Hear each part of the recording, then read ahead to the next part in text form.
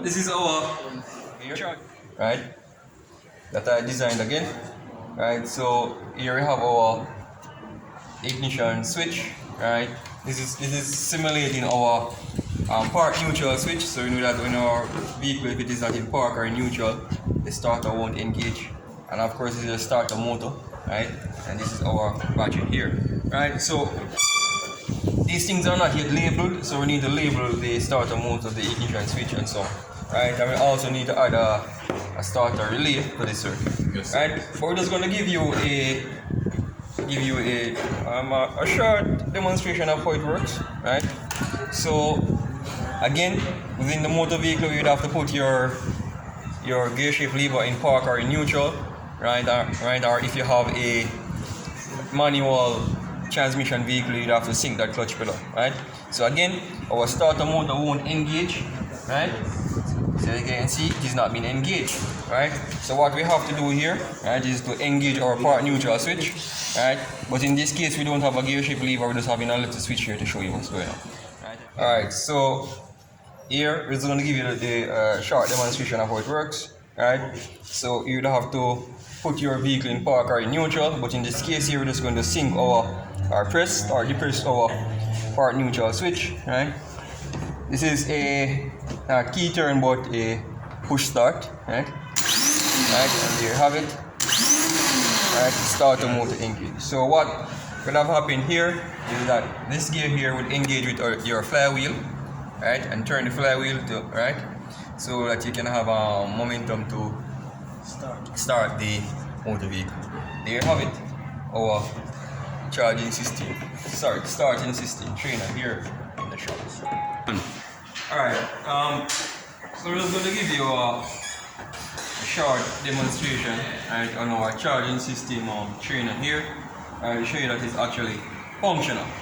Right, again, right, this is our alternator, right, alternator pulley. So your alternator is powered via your engine's crankshaft pulley, right, via a belt, right. So ideally, we would want a electric motor to be positioned here, right, with a belt on it for our alternator, but we don't currently have a electric motor to do so, right. So over here we have so what we're going to use, right, we're going to use our air impact here to our alternator, right. And again, this is our ignition switch, right. This little bulb is simulating our battery charging light, right. That's on your instrument cluster. So our ignition is currently off, right? So I'm just using this little screwdriver here, right? So ignition is in the on position, right? Now you're ready to start your motor vehicle, right? So when the ignition is in the on position and the motor vehicle is not, the engine is not up and running, not started, right? Your charging light should be what?